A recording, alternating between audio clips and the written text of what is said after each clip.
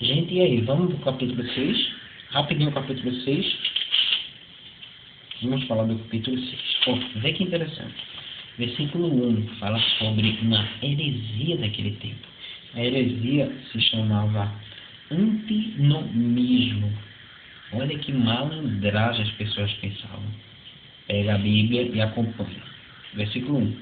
Que diremos então? Continuaremos pecando para que a graça aumente? Aí Paulo diz, de maneira nenhuma, nós que morremos para o pecado, como podemos continuar vivendo nele? Sabe o que é?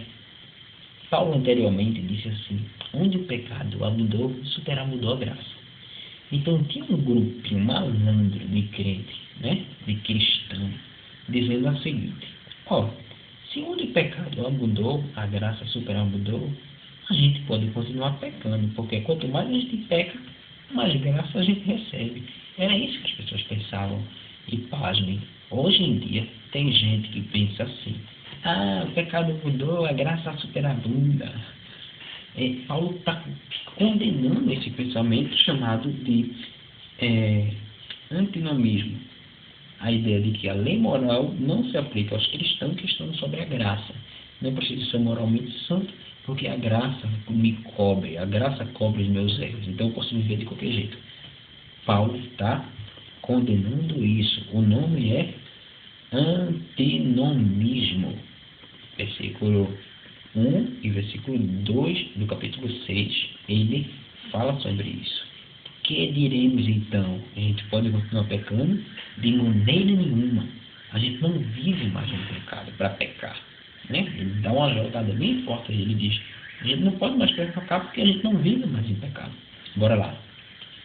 Versículo 4 diz assim, portanto fomos sepultados com ele na morte por meio do batismo, a fim de que, assim como Cristo foi ressuscitado dos mortos mediante a glória do Pai, também nós vivamos uma vida nova. Que eu quero que decorem do versículo 4. Que fomos sepultados com ele na morte por meio do batismo. Ou seja, fomos sepultados no batismo. Por isso que as pessoas, quando vão ser batizadas, dizem assim, eu já escutei muito, quando você mergulha, você morreu para o mundo, quando ressuscita, ressuscita para Deus. É uma simbologia, porque você morreu para o mundo quando aceitou Jesus, Por isso não existe esse negócio de, não vou me batizar porque é mais compromisso. Não, o compromisso que você tem é na hora que aceita Jesus, quando você morre para o mundo. Mas simbolicamente, o batismo significa isso. Aí Paulo diz, olha, fomos sepultados com ele na morte por meio do batismo, a fim de que, assim como Cristo foi ressuscitado dos mortos mediante a glória do Pai, também nós vivamos uma vida nova. Então, é para decorar o quê? Que o batismo serviu para sepultarmos, sepultados com ele na morte por meio do batismo. Fomos sepultados com Cristo na morte por meio do batismo. Isso é o que diz o versículo 4. Versículo 6 fala do velho homem. É bom observar isso.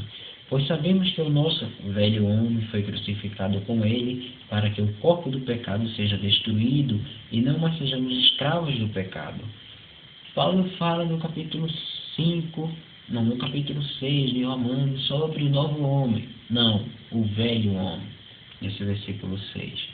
No versículo 9 faz uma observação interessante.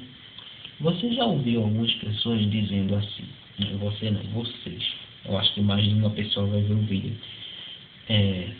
Você já viu algumas pessoas dizendo assim, se Cristo viesse hoje em dia, mataríamos ele. O mundo está tão corrompido que se Cristo viesse hoje em dia, pela segunda vez, iriam matar ele. Não, não vão matar ele. Versículo 9 e 10, Paulo diz o seguinte, pois sabemos que, tendo sido ressuscitado dos mortos, Cristo não pode morrer outra vez. A morte não tem mais domínio sobre ele. Versículo 10, porque morrendo, ele morreu para o pecado, uma vez por todas, mas vivendo, vive para Deus. Cristo morreu uma vez, não precisa morrer mais. Isso é uma pergunta para a prova. Segundo Paulo, não sei se é certo ou errado, mas segundo Paulo, Cristo não pode mais morrer Cristo não morre mais, não será mais morto? Sim, Paulo explica isso no capítulo 6 de Romanos. Cristo já morreu uma vez, tá bom, não morre mais. Ressuscitou para a glória de Deus. Versículo 13 faz uma linguagem do nosso corpo como um instrumento de injustiça, de iniquidade ou de justiça. Versículo 13, na Almeida, diz o seguinte: nem tampouco apresentais os vossos membros ao pecado por instrumento de iniquidade, mas apresentai-vos a Deus como vivos dentre os mortos, e os vossos membros a Deus como instrumento de justiça. Quando você peca, você oferece seu corpo ao pecado, ele é um instrumento de iniquidade. Anote esse termo. Paulo fala sobre dois instrumentos, que é o corpo. Um único corpo pode ser usado de duas formas: instrumento de injustiça, que é mesmo que instrumento de iniquidade, ou instrumento de justiça, se serve para a glória de Deus. Anote isso aí, importante, acho que cai. Leia o versículo 14, é muito interessante esse versículo 14, pois o pecado não dominará, porque vocês não estão mais debaixo da lei, mas debaixo da graça. Paulo frisa isso sempre. Gente, vocês não estão debaixo da lei. A lei passou, a lei antiga. Vocês estão debaixo da graça, porque aceitaram a Cristo. A partir do versículo 15 do capítulo 6, Paulo usa uma linguagem muito interessante, que nós somos escravos da justiça. Ou seja, nós somos servos de Deus, servos da justiça. Versículo 15 ao versículo 22. Leia isso e você vai ver.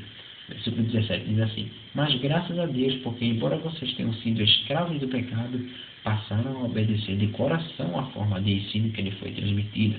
Vocês foram libertos do pecado e tornaram-se escravos da justiça. Versículo 18. Na Almeida o termo é: e libertados do pecado foram feitos servos da justiça. Deixa eu ver mais o que a gente pode falar para finalizar o capítulo 6. Versículo 23. Pois o salário do pecado, você conhece, o salário do pecado é o quê? Morte. E o dom gratuito de Deus? A vida eterna. O dom gratuito é o quê? Graça. O salário do pecado é a morte. O dom gratuito de Deus é a graça. A vida eterna em Cristo Jesus, nosso Senhor. A gente acaba aqui o capítulo 6. Vamos agora para o capítulo 7.